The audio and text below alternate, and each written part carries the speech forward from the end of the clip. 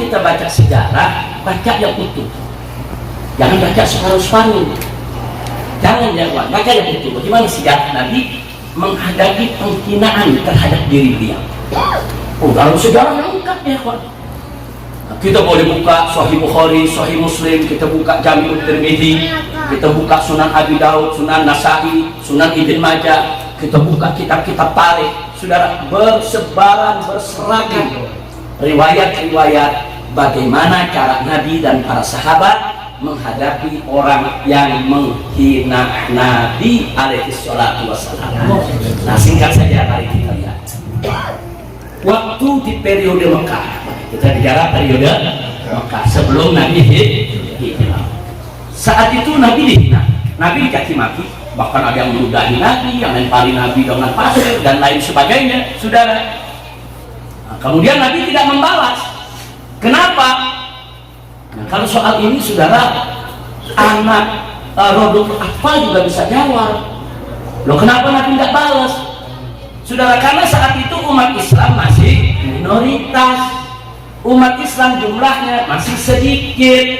Kalaupun banyak yang masuk Islam, banyak dari kalangan masyarakat yang lemah, saudara. Jadi umat Islam ketika di Mekah belum punya kekuatan. Kalau belum punya kekuatan terus dihina, diam, nggak usah kaget, saudara. Kita pun saat ini kalau minoritas dihina, ya bisa buat apa?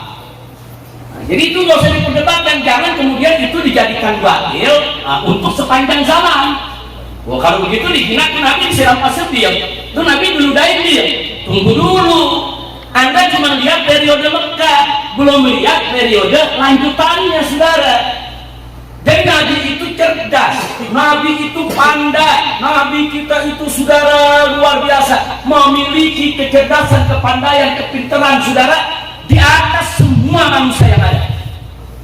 Jadi Nabi tahu menempatkan posisi, kapan harus dihukum seseorang yang menghina Nabi, kapan harus dibiarkan, kapan kita harus diam, kapan kita harus bicara, kapan kita harus bertindak. Nah, jadi jangan menggambarkan Nabi itu, saudara, seperti manusia biasa, seperti yang lainnya, yang tidak mampu untuk menempatkan sesuatu pada tempat yang sebenarnya. Nah, jadi kenapa saat itu Nabi dihina, kok sahabat diam? Nah, boro-boro sahabat membela Nabi, mau mempertahankan akidahnya aja setengah mati. Bayangkan Ammar bin Yasir, ibu bapaknya dibunuh depan matanya, saudara. Bagaimana dengan Bilal, saudara, dipentang di tengah padang pasir, diikat, dikambuki, ditindih dengan batu karang yang besar. Umat Islam saat itu boro-boro membela Nabi yang dihina, saudara. Ini mau jaga keselamatan diri aja setengah mati. Kenapa? Karena posisi umat Islam masih lemah. Bukan lemah imannya ya, tapi lemah fisiknya, lemah jumlahnya, lemah personilnya, saudara. Ya wajar kalau saat itu orang-orang kafir yang hina Nabi masih dibiarkan. Kira-kira jelas tidak? Sekarang yang kedua, waktu Nabi hijrah ke Taif. Sebelum Nabi hijrah ke Madinah, beliau berusaha hijrah ke Taif. Nah, sampai di Taif apa yang terjadi? Beliau diusir, ditipuki, disambiti, dicaci-maki, sampai luka, sampai berdarah-darah. Sudah, sampai-sampai malaikat datang kepada Nabi menawarkan diri, murni ya Rasulullah, perintahkan kepadaku ya Rasulullah, aku terbalikan ini gunungnya ada di Taif untuk dimusnahkan itu warga Taif. Tapi Nabi tolak, ya, berhenti dulu sampai di sini. Berhenti dulu sampai di sini. Malaikat menawarkan bantuan menghancurin Taif. Saya bertanya, malaikat mampu? Mampu. Kalau Nabi menganggukkan kepala, selesai. Selesai kalau Nabi mau balas ya.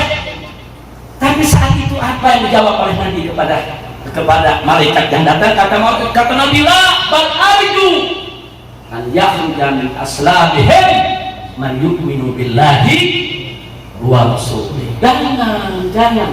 Bahkan aku memohon kepada Allah, berharap kepada Allah agar di suatu hari nanti akan lahir dari keturunan mereka orang-orang yang beriman kepada Allah dan beriman kepada Rasulullah Sallallahu Alaihi Wasallam. Sudah.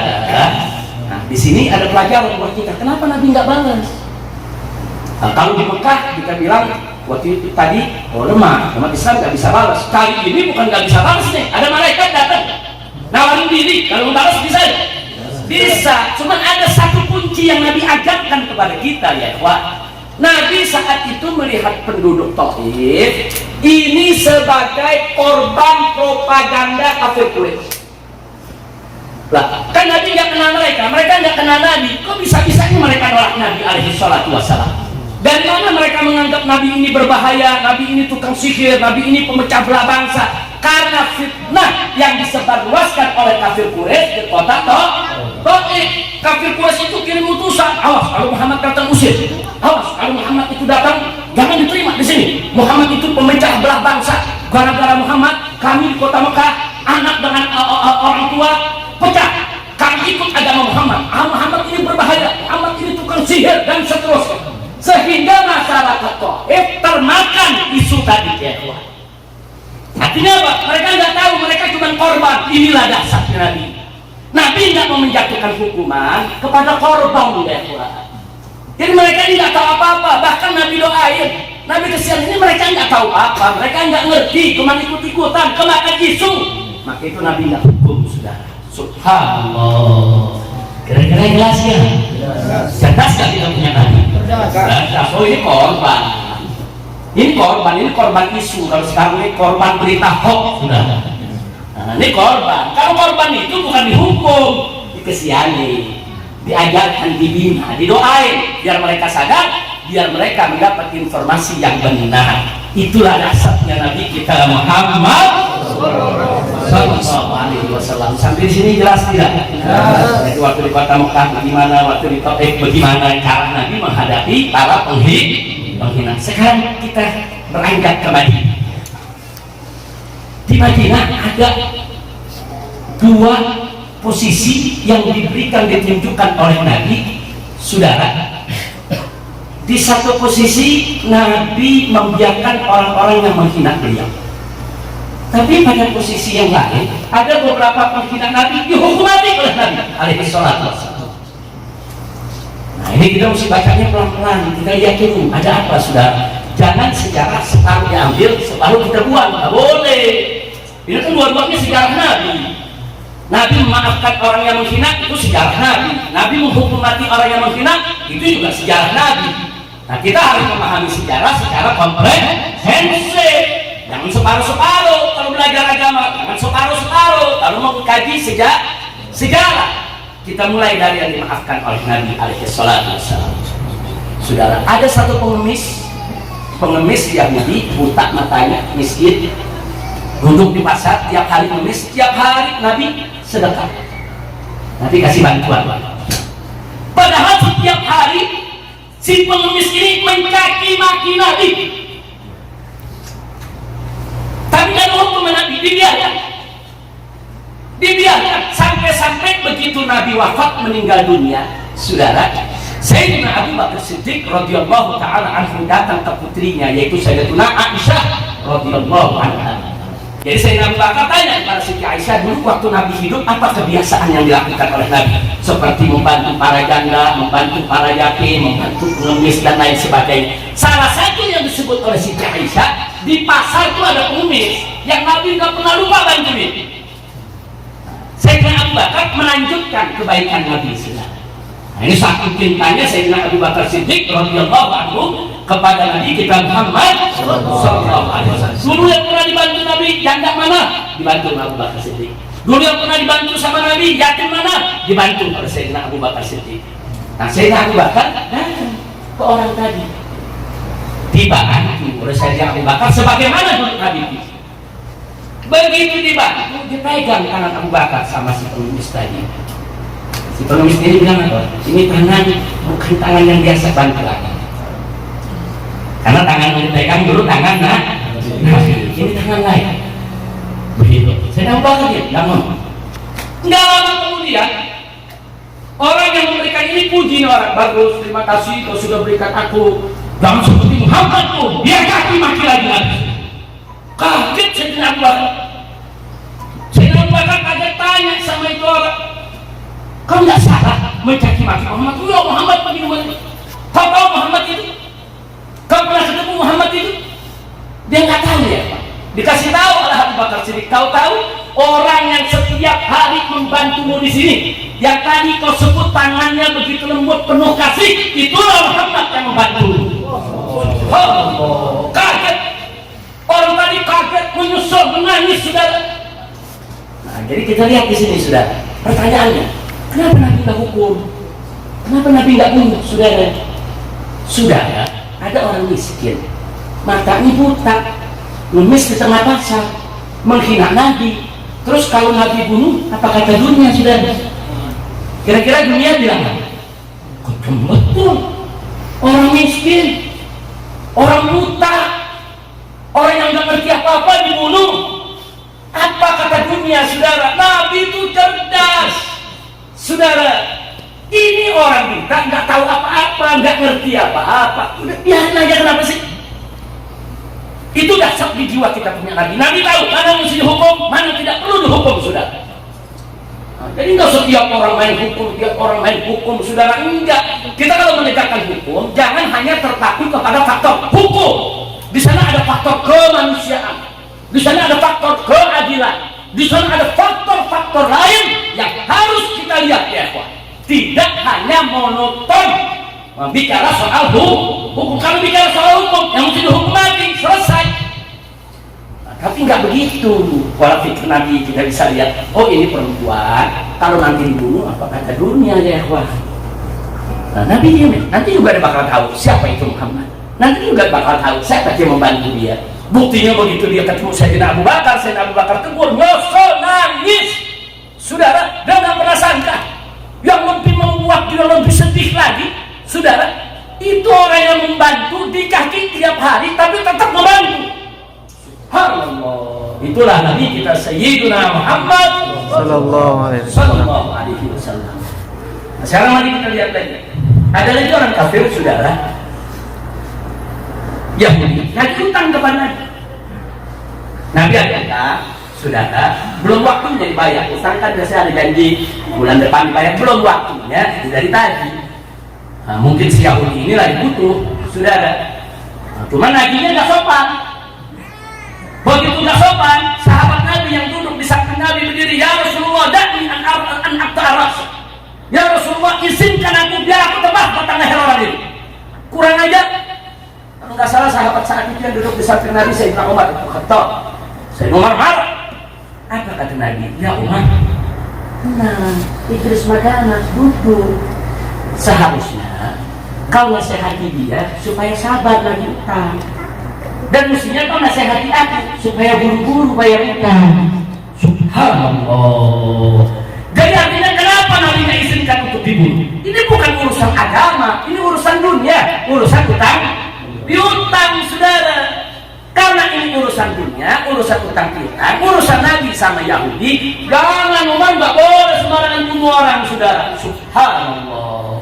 Jadi terjawab, kenapa nggak dibunuh? Kenapa nggak dihukum mati? Karena itu urusan pribadi. Ini dasarnya karakter kita punya Nabi. Kalau urusan pribadi, Nabi dihina, Nabi dicaci maki, Nabi tidak akan balas siapa. Kalau urusan pribadi, enggak, Nabi pemaaf. Tapi kalau urusan agama, saudara, coba mendekatkan, coba diundangkan, pasti Nabi akan menegakkan hukum, saudara. Jadi tolong dibedakan karakter kita punya Nabi. Kalau pribadi, Nabi maafi. Kira-kira jelas tidak? Oh, ini pribadi, urusan utang, dia marah, ya sudah. Nabi maafi. Yang ketiga, saudara, waktu Nabi dan para sahabat di kota Madinah ini mau berangkat perang.